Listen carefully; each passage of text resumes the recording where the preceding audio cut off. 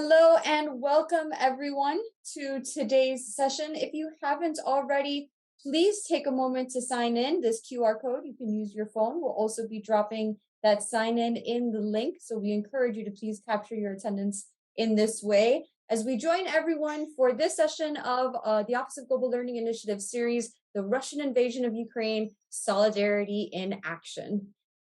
If you haven't already, please go ahead and take a moment and sign in. And leading our session today is Małgorzata, a PhD candidate here at Florida International University and an instrumental force in organizing all of these collaborations and events at FIU surrounding the Russian invasion of Ukraine. Thank you, Małgorzata, for all of your hard work in putting this together. So please take it away. Thank you.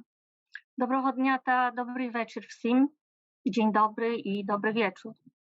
Від імені всіх нас із Флоридського міжнародного університету Miami u Florydy, США, ja, Małgorzata Durygin, witam wszystkich uczestników i gości naszego spotkania, a w szczególności dr Agnieszkę Kałdonek-Czerniakowicz, kierowniczkę Zakładu Językoznawstwa Stosowanego i Przekładoznawstwa Instytutu Anglistyki Університету Warszawskiego в Warszawie.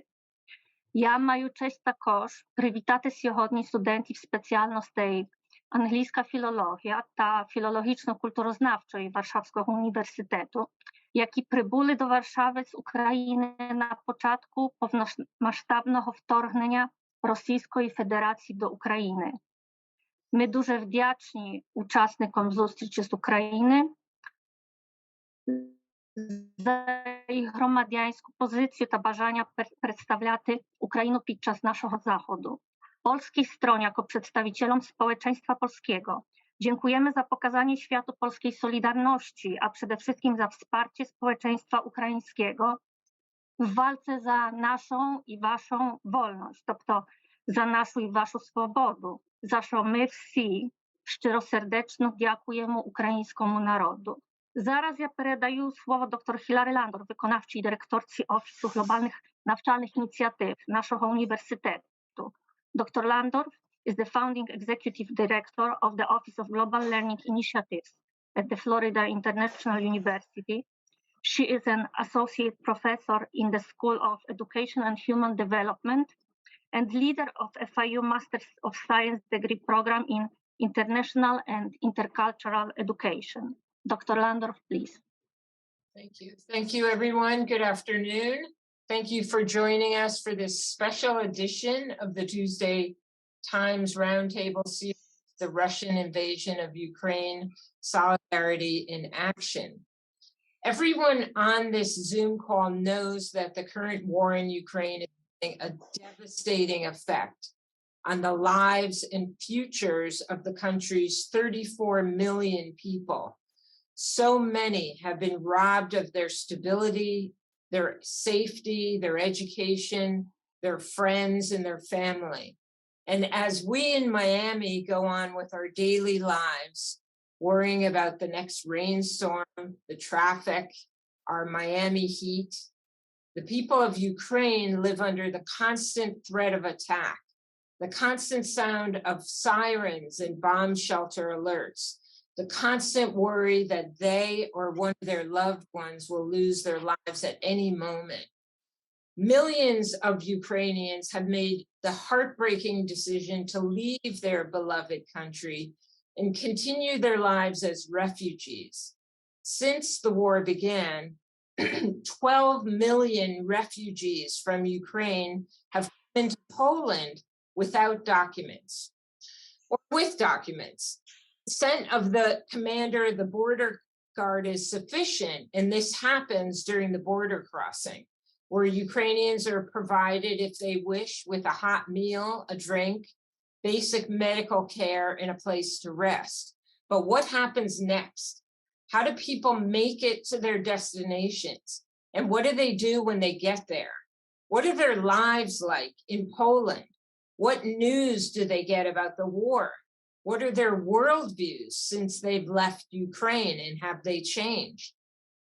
Today, we'll be able to get answers to these questions and others as we have the honor of engaging with several brave Ukrainian students who are refugees in Poland, living in Warsaw and studying at the University of Warsaw. To introduce these students, I'd like you to meet one of their fearless professors, Aga Kaldonik. Aga is an assistant professor of the Institute of English Studies in the Faculty of Modern Languages at the University of Warsaw, where she heads the Department of Applied Linguistics and Translation Studies. She's the founder and coordinator of the faculty research group Neurodiversity in Language Education, and has recently co-authored a paper relating to Ukraine, which is currently in press in the TSOL journal. Aga, take it away. Thank you so much, Hilary, for this introduction, Małgosia as well, or Małgorzata. So I'm here in the room with wonderful students, and I had that pleasure, honor, teach them in the first year. And I reckon all of them got the best marks in my subject. Am I right? Yes, am I right? It has been a pleasure to work with them.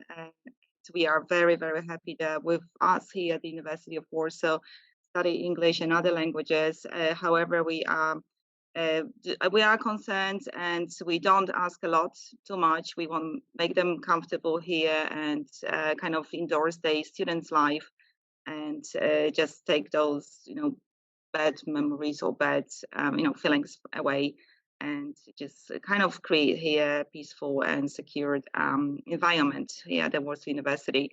So I hope they feel in this way. I do see a lot of smiles and engagement with our faculty, and I've seen a lot of talents. So Sophia is with us here. We've seen her performing musically, right? And so we do discover a lot of things. And Marina decided to be a leader, right? So she's going to be the future leader. So thank you so much for organizing this meeting.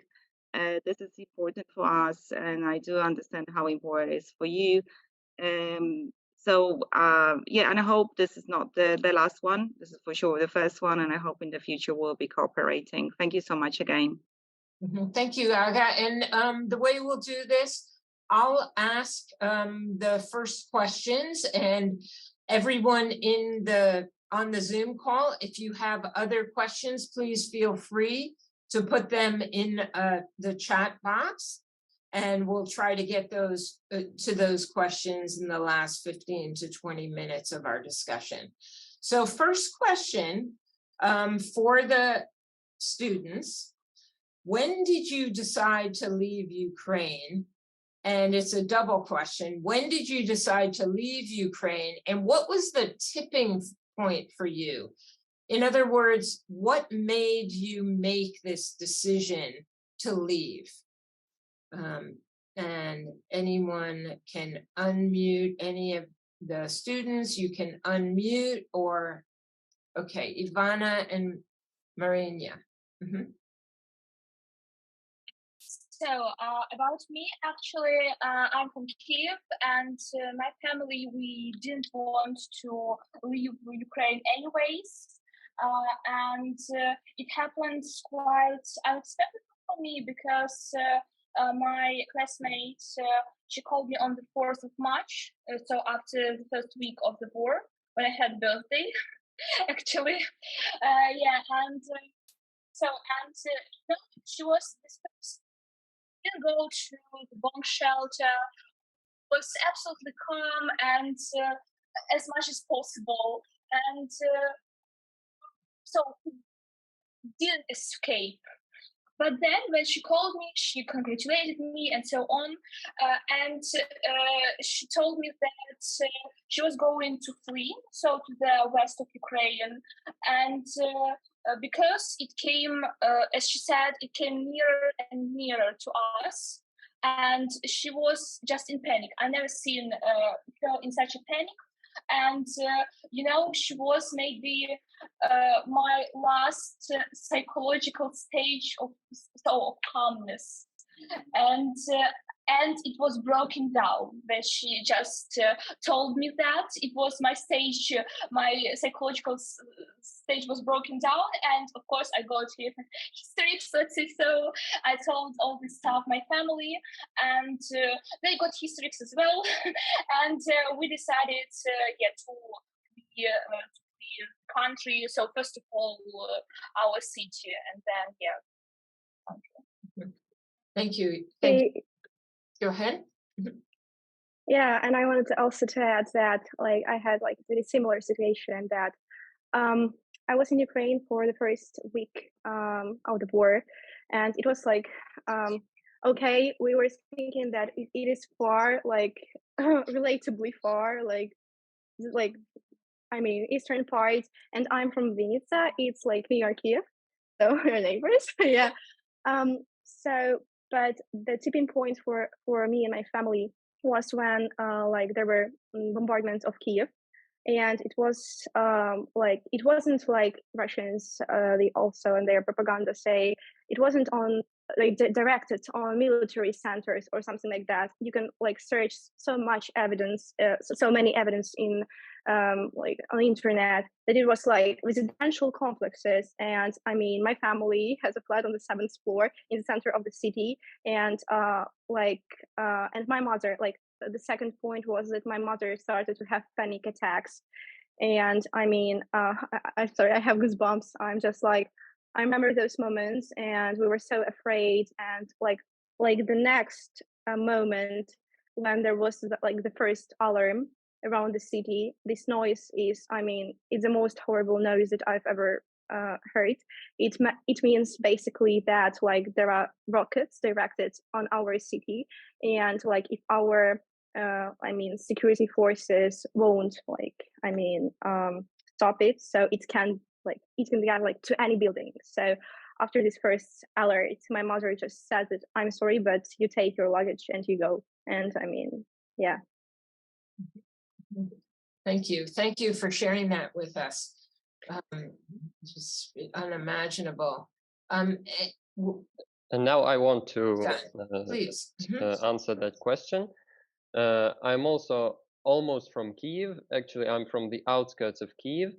And at the beginning of March, I went to the west of Ukraine, to the girlfriend of my brother, because Russian troops were approaching my hometown. While at the end of March, my family, decided to leave Ukraine, particularly me and my mother and my aunt. The tipping point and what made us come to this decision is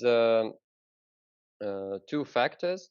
The first one is that my mother's university friend offered us help, offered us a spare flat they have in Warsaw.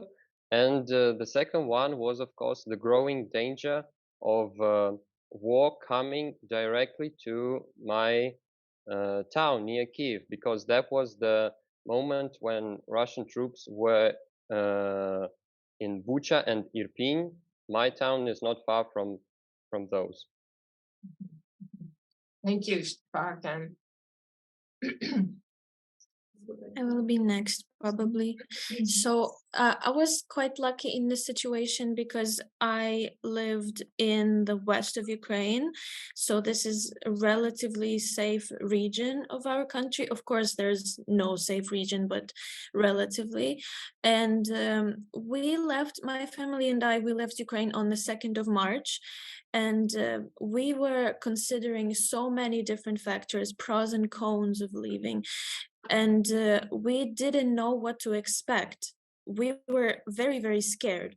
I remember the first night after the war started, so the 25th of February, we were afraid to sleep. I didn't know if I slept that night.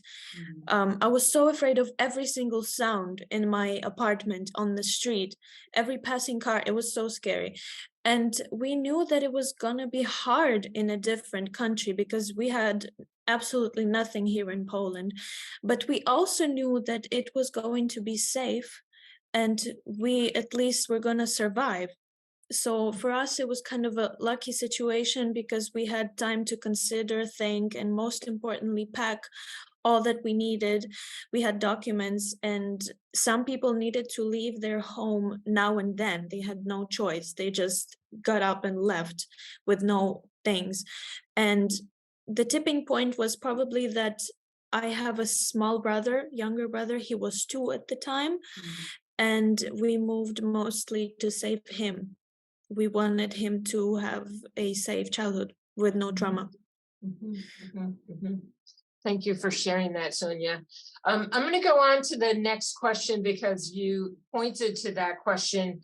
And that is, how did you, or who and how did you get your bearings once you were in Warsaw?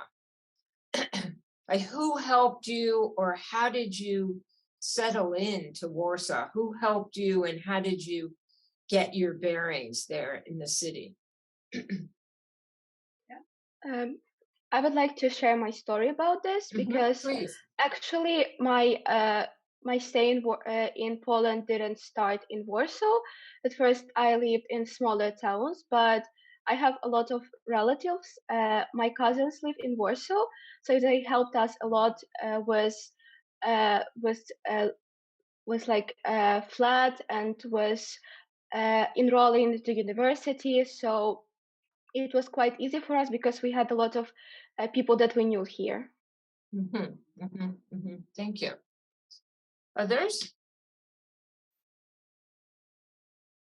I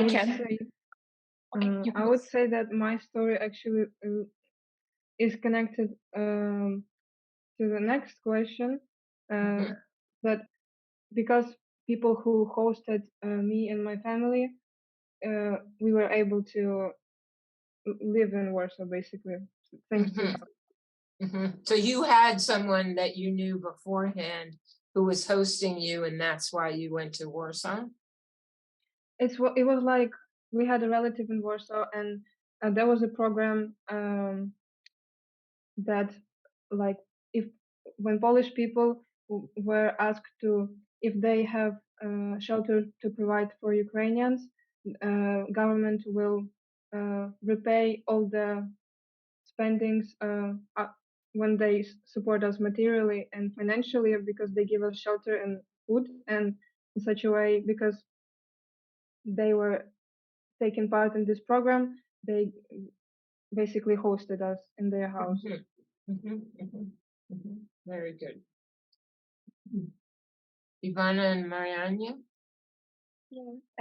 Actually, I would like also to share that, there were lots of Polish and Ukrainian volunteers here, but about me also, I don't know how it happened, but I got a Cuba volunteer. So it was a woman, and she has been living here in Warsaw for 12 years, and she moved from Cuba actually because of communism there, and and she was volunteering also even before the war in Ukraine at all. And when she found out what was going on, so she just started volunteering so much, and she helped us a lot, and it was unbelievable support, and also, I don't know, experience maybe with a person from absolutely another country. Interesting. Thank you. And I also wanted to add, like, lots of like my peers, they had someone to go to, and basically my story is like absolutely different because I didn't have like anyone at all. I didn't have any relatives, any siblings or friends or something like that. So when I was in the bus, I was basically with my 6 years old cousin, and and my older sister, like her.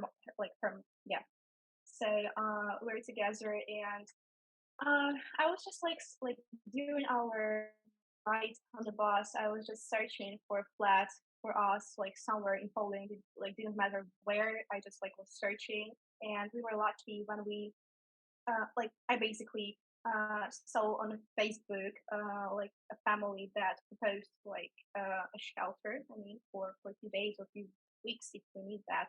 So I responded to them, and they just say that yes, we can like accommodate you, so you can come. And it was that. Like, so I would just like to say that it's more about personal communication, because like previously I would never go to strangers. I mean, they do not know me. I even do not know how they could recommend, like, it's their house. Like, we are just strangers that haven't seen me like previously. And but I'm really thankful because I'm proud to say now that they are my second family. So so I'm so thankful and appreciate it. Well, we're thankful for that too. Hilary, do you think that we need to maybe clarify slightly here? If there is, do we understand this hosting, right? Because that's maybe very unique for this situation, right? Refugee situation, where the Polish families actually offer their homes, right? Living together, and so they have been in a lot of such situations, right? Even one of our professor, actually the head of our institute, also hosted a family, a mother with 2 children from east part of Ukraine, and they left a month ago, right? So they lived with her for quite a long time, and we were lucky to meet them. Yeah, thank you. Thank you for that clarification. That's helpful. So in other ways, what other ways have people in Ukraine, in Poland, helped Ukraine and Ukrainians since the beginning of the war? And if you could give a specific example of ways that you know that the Polish have helped Ukrainians during the war. Yeah,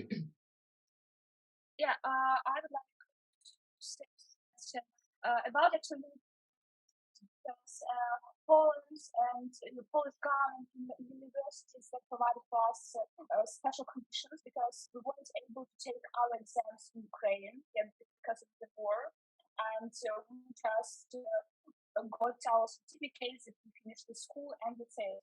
And without exams, it's impossible to enter any university anywhere. And for example, Warsaw University, they provided special exams for us, so in English, and then we entered them, so after the results.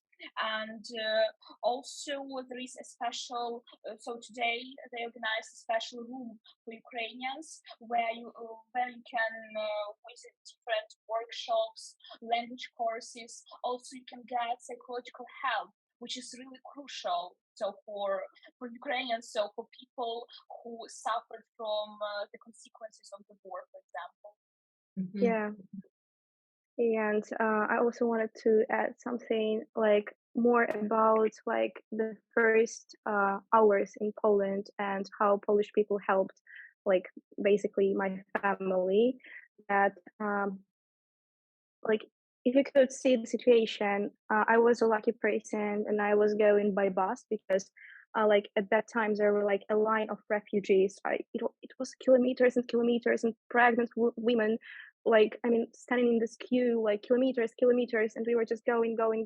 And when you are just like on the Polish side, so you could see like a large food court with humanitarian help. I have never seen so many people helping other people.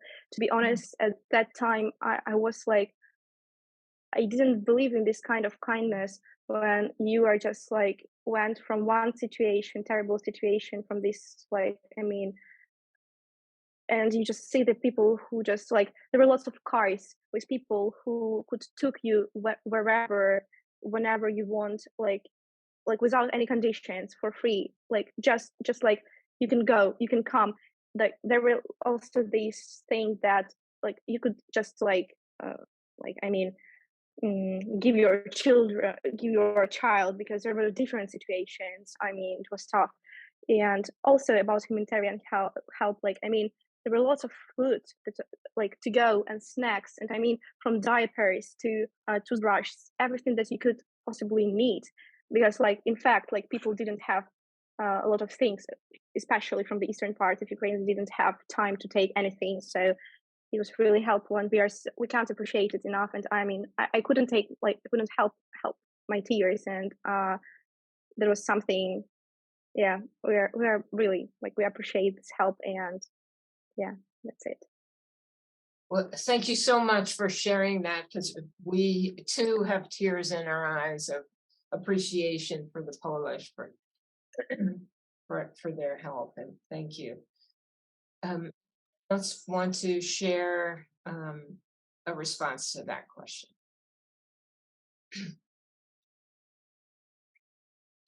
I just would like to say that we all are extremely grateful for all the kindness that we received from people, not only from Poland, because some Ukrainians escaped to other European countries, and they all share the kindest, the most incredible stories about just people being kind to each other, and people sharing and giving so much love and support. And I couldn't imagine how actually kind people can be, and I'm forever grateful for everyone that helped me. For the first 4 months of my stay in Poland, I lived in a different town from Warsaw. I lived in my very distant relatives' house, and they didn't take a single penny from us, and they helped us with everything. And they helped us to legalize our stay in Poland, and we just will never forget all of that. Thank you for that. Yeah. And I also can add how other countries helped Ukraine, because I have a lot of friends and relatives who actually shared their stories with me, and most countries around the world immediately provided shelter and financial help for Ukrainian refugees, and they later created conditions that made it easier for people who ran away from war to settle in their territories, find work, learn a language, and get used to living abroad. And overall, since the beginning of the war, all countries across the world have accepted and provided help for more than 17 million Ukrainian refugees, and we all very thankful to this help. Thank you, Olazhan.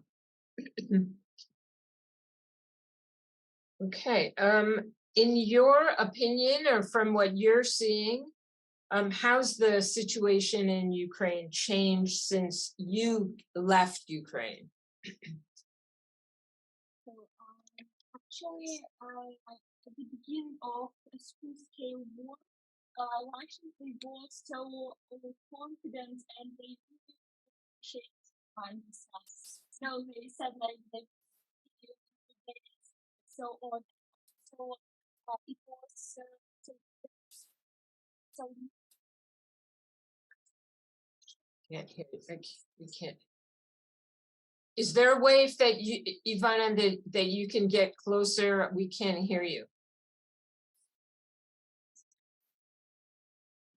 Okay. Say. okay. There we go. Yes. Yeah. Okay. So and at the beginning they were really overappreciating themselves, and there was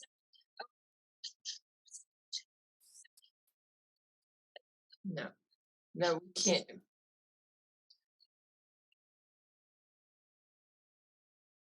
I mean, just don't touch it. Maybe try. You can hear me? Yes, we can hear you. me. Yes. Okay. Okay, sorry. So and there was so they just they were so along the whole Belarusian and Russian borders, and they managed to capture so such cities almost so the whole cities as Kyiv, so Chernihiv, Zhytomyr, and Sumy. But fortunately, our soldiers, they set these cities fully free, and there are no like Russian troops or tanks there anymore. So they're mostly right now concentrated on the east of Ukraine. However, they saw that our people don't want to give up and want to stay in independency, and today they chose the tactic just to kill as many Ukrainians as they can, and their tactic today is to launch the rockets on the residential houses just at night. The last rocket, it was launched a few weeks ago on a house with people in Uman at 4 a.m. Just a residential house. It wasn't any, I don't know, any such an important object. It was just residential house. 23 people died. And just imagine go to bed at your home, at your safety place, and just never wake up. So today the tactic is just like that. And about military situation, mostly they hit from the sides of Kherson and Donbass. There is the hottest situation and the most cruel. They can't take the cities fully and they just ruin it. Absolutely. These regions, they are just like, they have ghost towns. Absolutely, and they are full of half destroyed buildings, and these are not towns. This is just fields, pure fields, and with destroyed buildings. Yes, Bohdan or Angelina, we haven't heard from you two in a while. Would you like to answer one of the questions? Yes, I would like to answer a question about needs of civilians. So Okay, I would so this say is that so just to, the question is, what do the civilians need? What and how can we, if possible, provide help? So go ahead. So yes, I would say that there are civilians that had their homes destroyed, and those who had to flee inside the country. And I would say that those who were under occupied territories, they need the most help because, for example, some regions in the western part of Ukraine, people there can provide themselves with food, water. They don't have some problems that people, for example, from eastern part of Ukraine have. They usually, when they have their home destroyed, they don't have water, they don't have electricity, and in winter, I know that they needed warm clothes, but now as the situation is that the summer is coming, I would say that there is no much need in warm clothes, but still they need food, they need water, they probably need some hygiene kits because there are a lot of elder people who have very small pensions and cannot provide themselves with food, water, medical supplements, hygiene kits, and also, for example, women with their children who are very small, and they also probably need some stuff for their babies.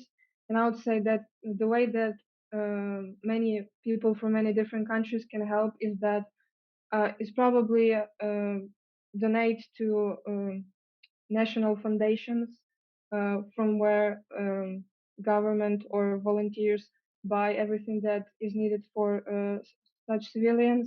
And also I know that in different countries, I know that in Poland right now there is a foundation where they raise money for 100 hygiene kits or 100 humanitarian kits.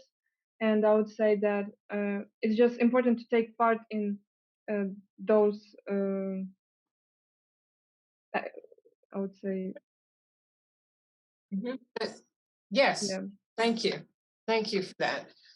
Bohdan, would you like to respond to that? Thanks. I would like to talk a little bit about the current needs of soldiers in Ukraine. But as far as the soldiers' needs are concerned, I am not a military expert. I don't know all the details, the names and the numbers. However, there are some discussions about the weapons, the munition, the combat vehicles that are needed in Ukraine, and perhaps one of the most popular discussion in the recent times is the discussion about F-16, which is a fighter, which is an advanced fighter jet provided by the US. It would be definitely helpful in the battlefield because it would help Ukrainian soldiers to establish air superiority, and moreover, it would then help to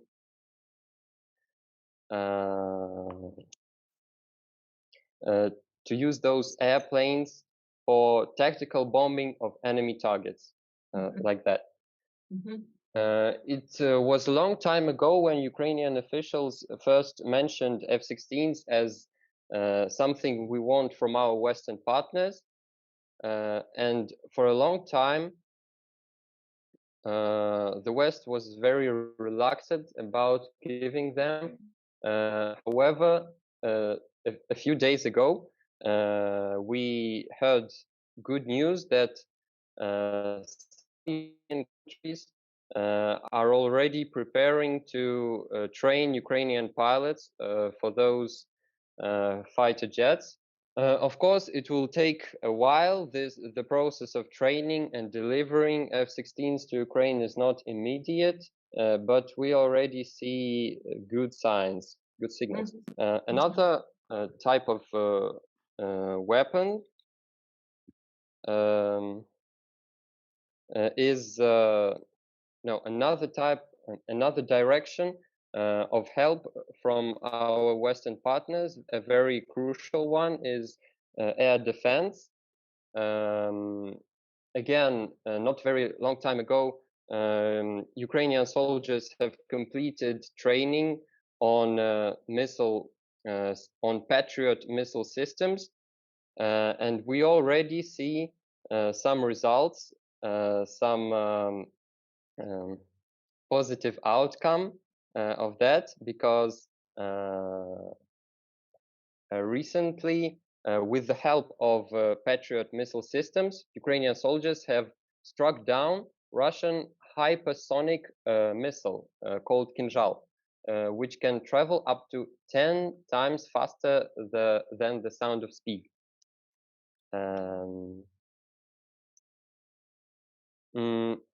Even today, just as a matter of fact, even today, on the 25th of May, out of 36 kamikaze drones, 36, so all of them were destroyed before reaching their targets in Ukrainian towns, basically.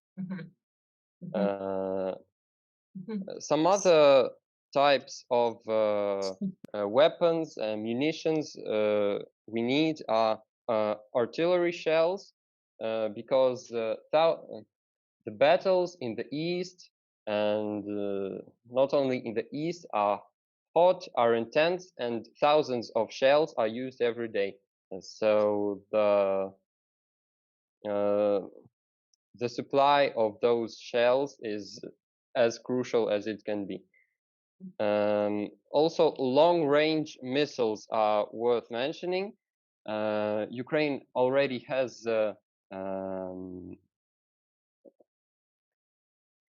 got some of those kinds of missiles from Great Britain, particularly called Storm Shadow.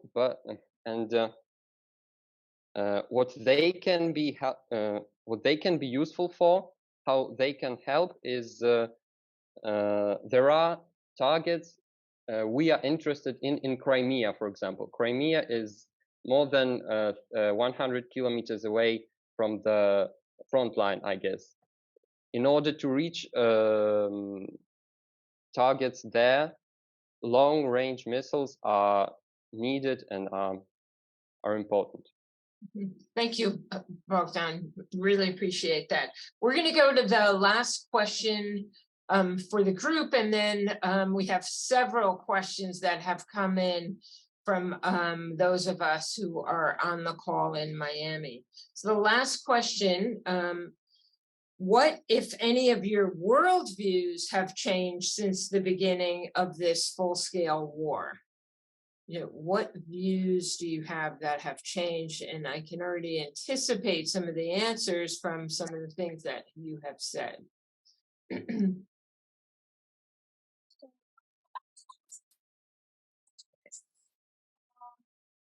Just one suitcase to pack all my life and go to nowhere, so that I don't need lots of things. I had like so many things, books, clothes at my home in Kiev. But when it was a question to flee, to run away, I just somehow managed to pack everything what was necessary for me just in one suitcase. So your value of your material possessions. Thank you. Mariana? Yeah.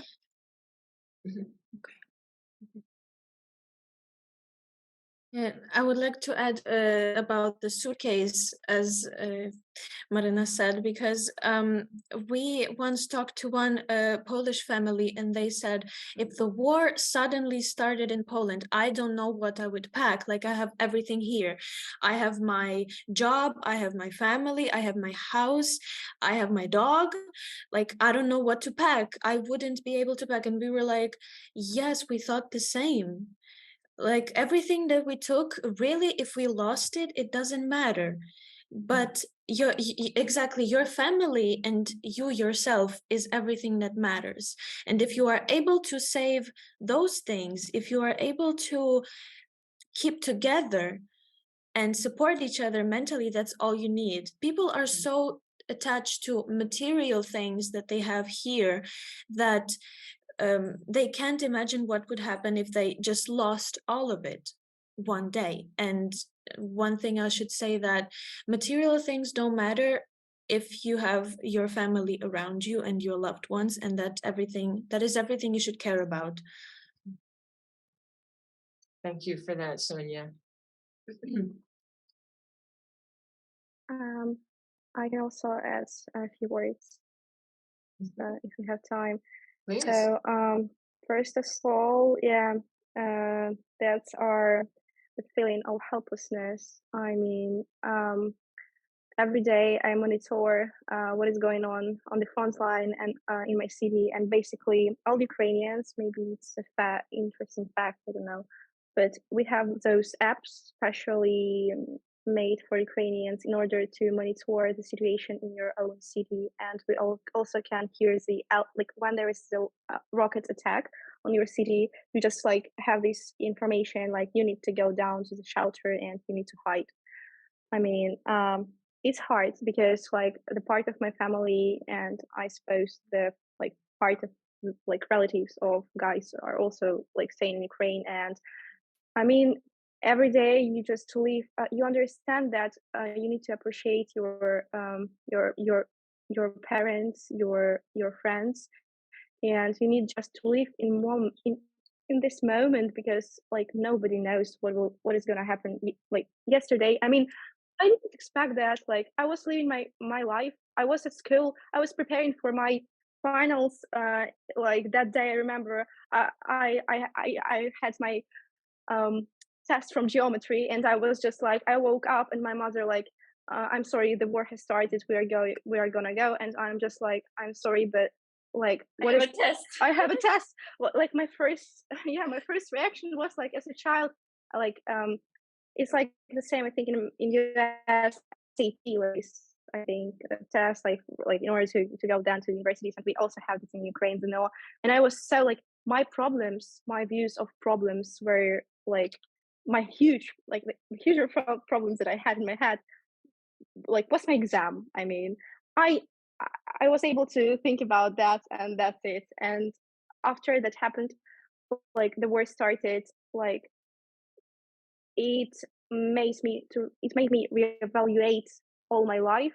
And I mean that, like, just what is important, you need to appreciate your family and those good moments that you have, like you have now. You do not know if you have tomorrow, so please just live in a moment and try to be happy. Just Thank you for that. I would add that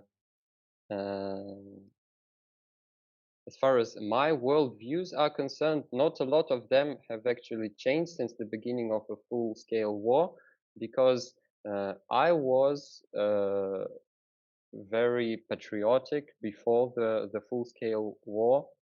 I loved my country. I did not plan to leave Ukraine forever. I wanted to develop myself, to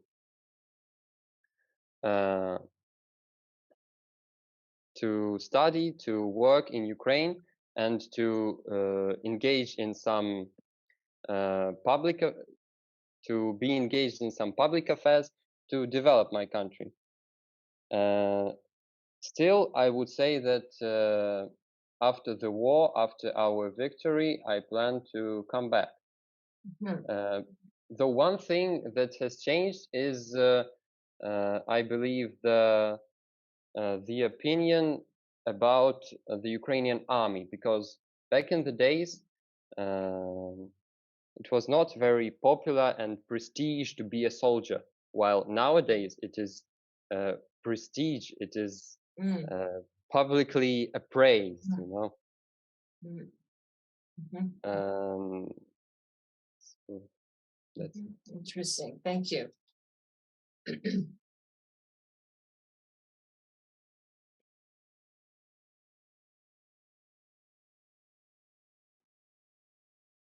Olha or I can Lena? just add that my worldviews changed like the same as everyone previously mentioned, because I now also appreciate more spending time with my family and living my life like today, and not like getting attached to some material stuff. And because I also had to leave everything behind and just pack one small suitcase and go to Poland. And yes, that's it.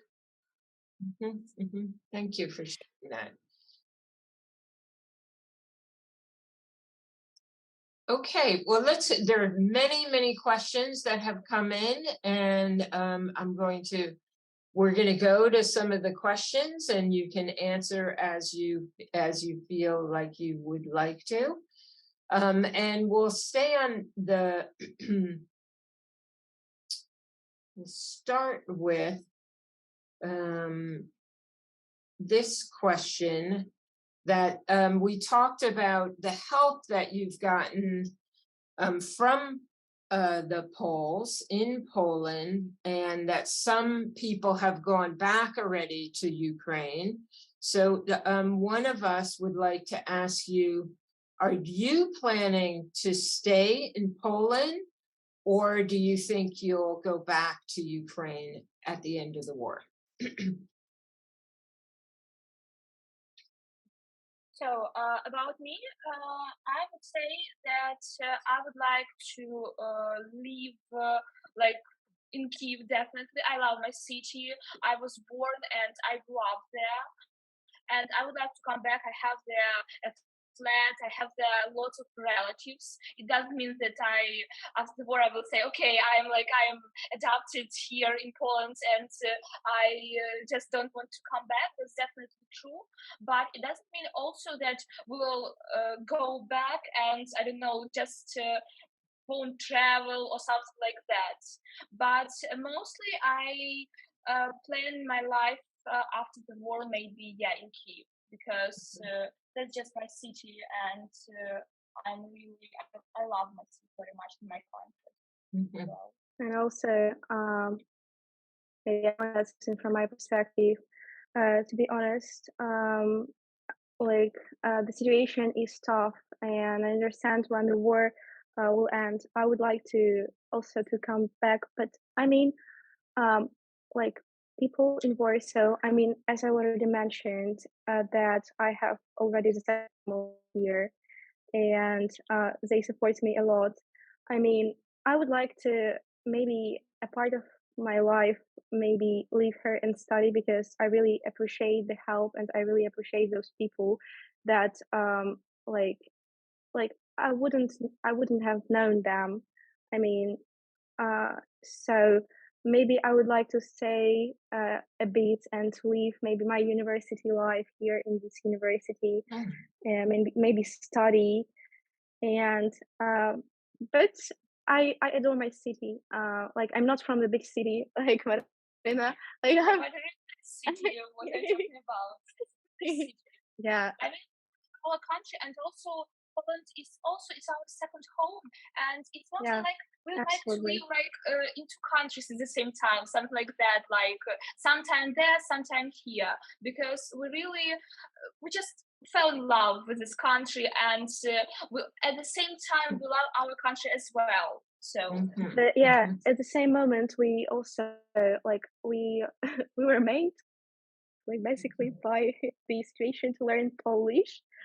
And I mean, now it can be like funny, but we are communicating in Polish and Ukrainian. Like, it's one word from Polish, second from Ukrainian, the third from English, the fourth from French and German, and we are like, what is going on? I mean, what is going on? So and this, anyway, we need to practice our Polish anyway. yeah, dobrze, trzeba. So that's it. Thank you. I would just say a word here. I mean, their Polish is magnificent. I mean, like, amazing, right? My Polish is not as good as so. I do speak Croatian at home, so I don't have a lot of practice actually with Polish, and I lived abroad for quite a long time. Yeah, but I mean, just imagine after a year, they just amazing, right? So, wow. Well, thank you. Oh, so another question, if there's something that we don't know, what do you want us to know about what's going on that you don't think we know, or that we get in the press, that's not in the press, that that we don't hear in the media? What's something that you think is important for us to know about the war? I'm sorry, I don't want to take like the words from my peers, but like I've thought about this question a lot, particularly about this question, and I want to say a few things. Like, to like what the press doesn't talk about is this like lives we were living in Ukraine. I mean, I want you to give you like a glimpse in our childhood. We discussed this subject. So we were born basically, we're the children of early 2000s, and it was not so far away in the historical context after the collapse of the Soviet Union. And as you already know, like, I mean, those were hard times for our relatives and our parents, because there were like everything was ruled by Moscow. Like, you couldn't be different, you couldn't say your word, you couldn't do anything. And when we just like separated, for people it was like a little bit shock. They were afraid still. They didn't know what to do, and they like just tried to live their past. But like our first years of life were like in this situation. To be honest, the thing that we were discussed together, and we understood that, to be honest, we were like really, it wasn't really like, I mean, it wasn't popular or cool to speak Ukrainian. I mean, because until the Soviet Union just collapsed, like the educational system was like practically all in Russian. And if you spoke in Ukrainian, like it meant that you came from village, or you are from the poorer echelons of society. I mean, I like in my situation, I was brought up by my grandparents, mostly because my parents worked a lot. And yes, they are both from village and they both speak entirely Ukrainian. And the fact that, I mean, I want to just emphasize that, I mean, my granddad is intelligent people I've ever met in my life. And it wasn't connected with his Russian education. He didn't have it.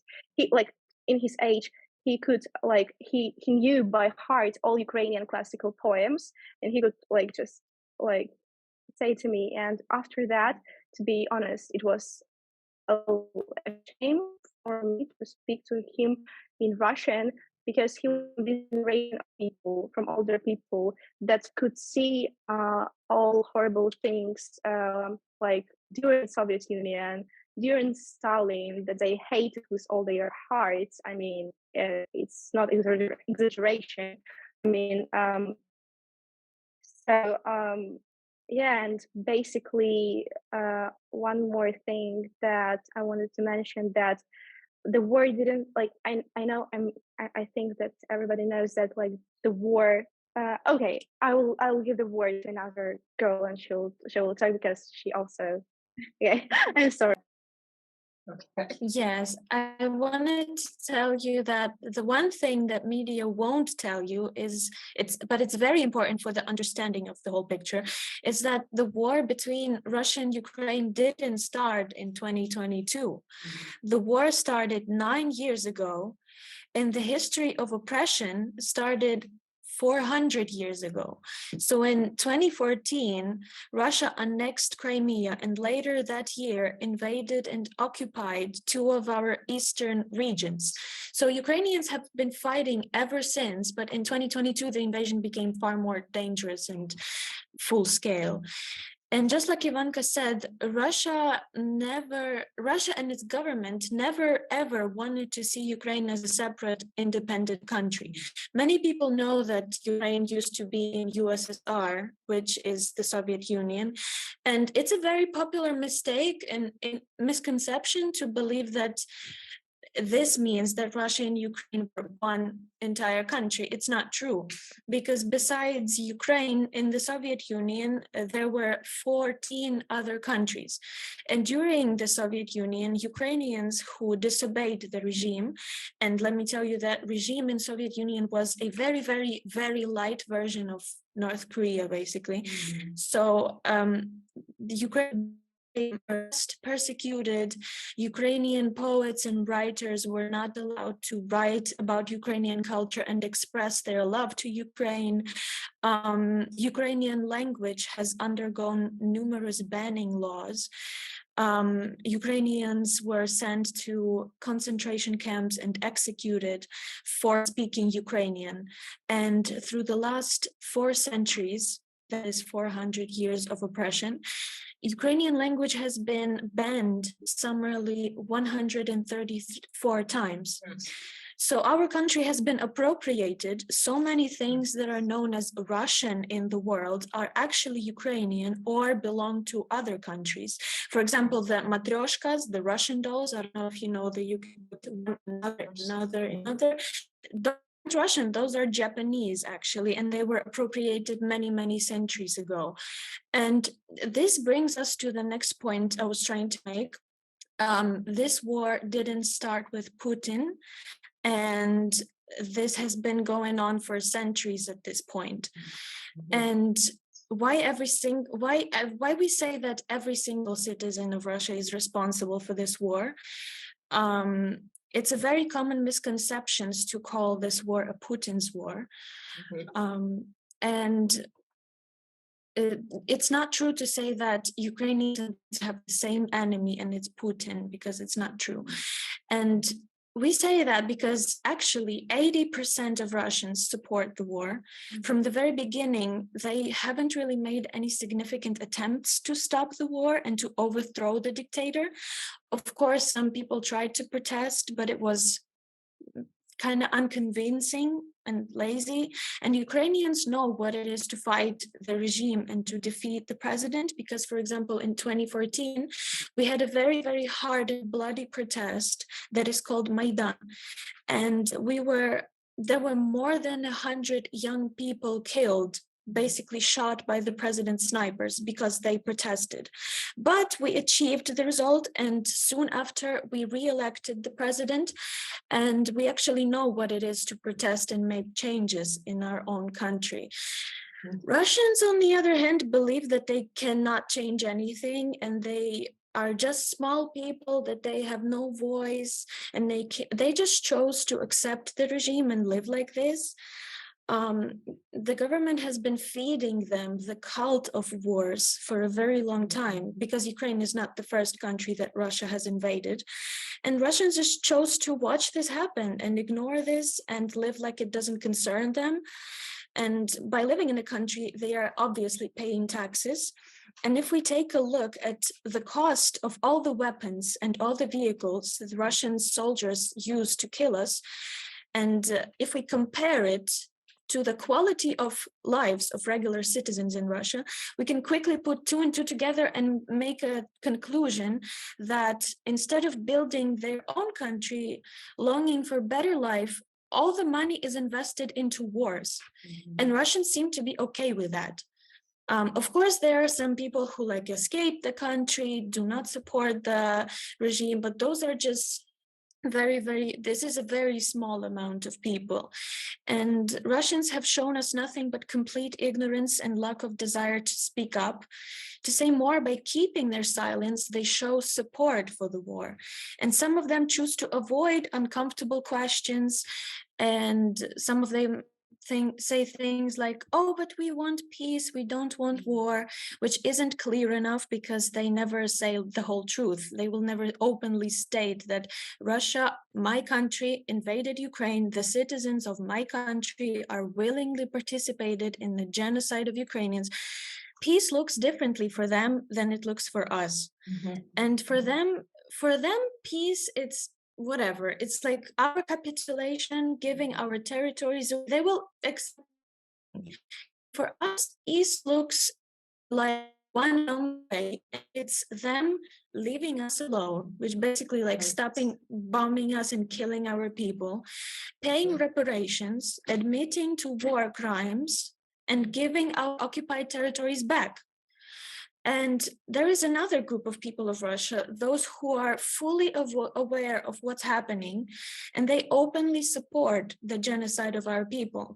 They wish us all dead, and they openly say that we don't deserve to live freely, that when they come across pictures of ruined houses and harmed people, they write comments like, wow, how beautiful, I want more. Like, I saw that with my own eyes. It's very painful to look at, and they failed to show us support when we most needed it.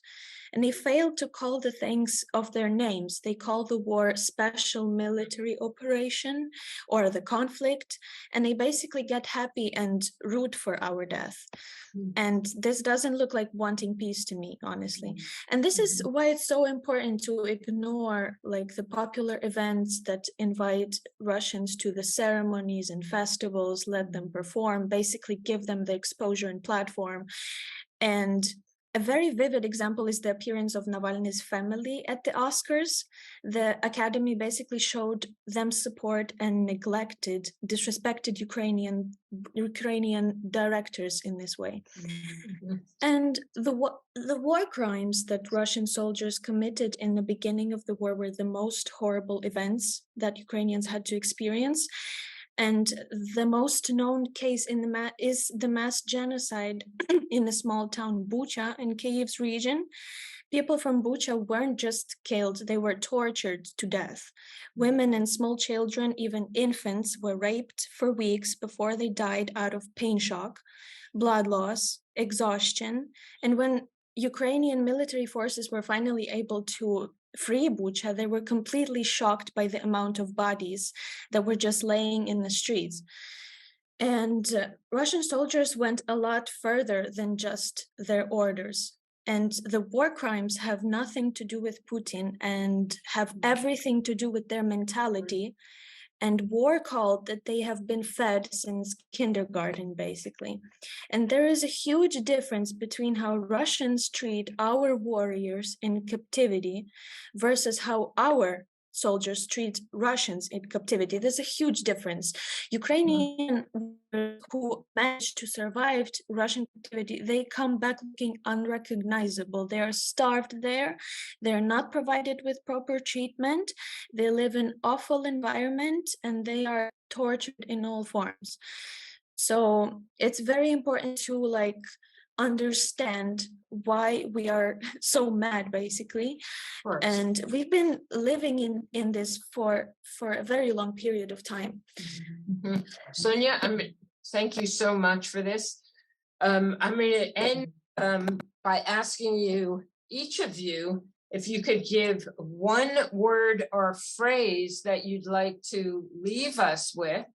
And that word or phrase can be in English, in Polish, in Ukrainian, in French, in any of the languages that you speak.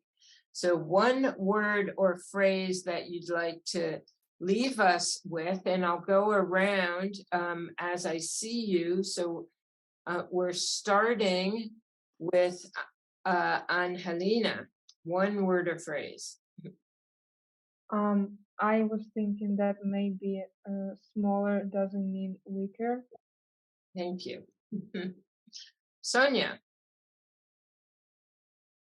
I just would like to say, don't ever think that your voice doesn't matter and that you can't change anything, even if you're fighting against the strongest, the most horrible regime.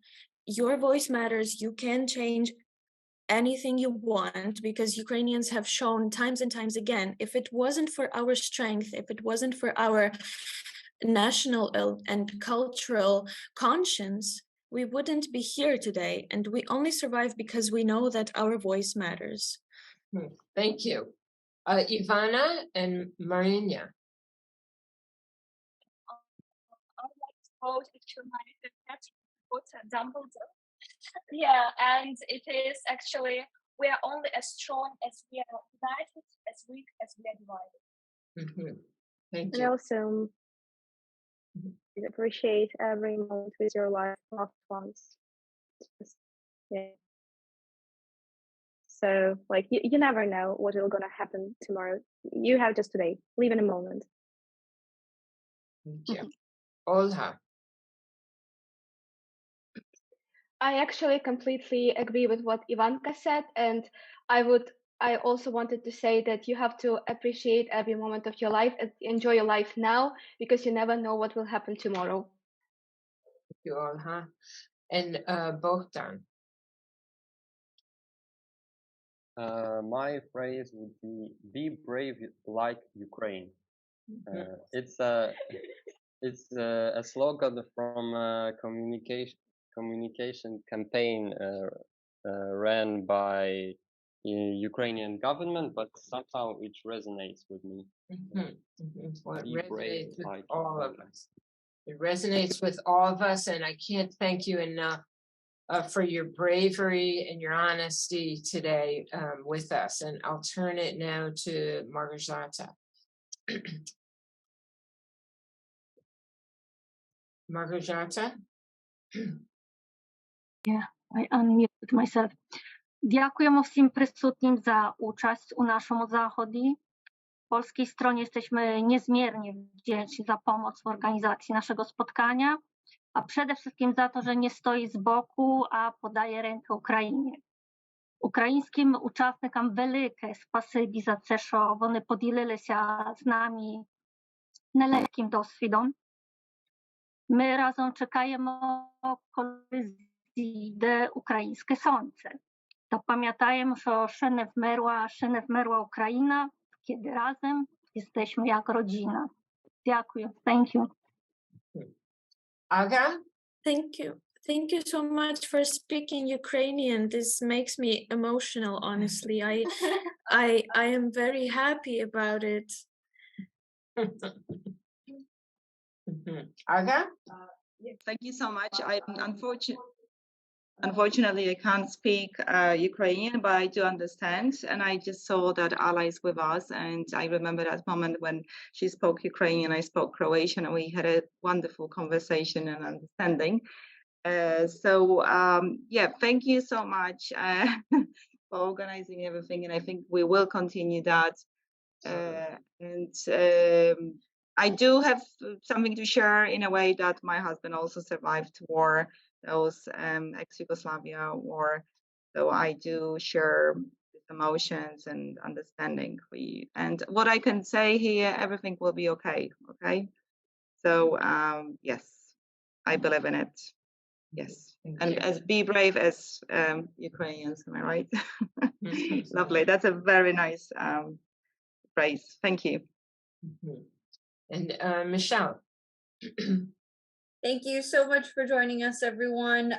Those of you that are joining us from Miami, if you would like to continue this conversation and continue to engage with some of these collaborations, we do have an ongoing exhibit over at the MBUS Studios in Lincoln Gallery down in Miami Beach. So this is FIU's MBUS, where you can see an exhibit featuring photographs taken by college students in Ukraine and drawings by Ukrainian children who have sought refuge in South Florida. We encourage you to go out there and check out the exhibit that continues until August 25th.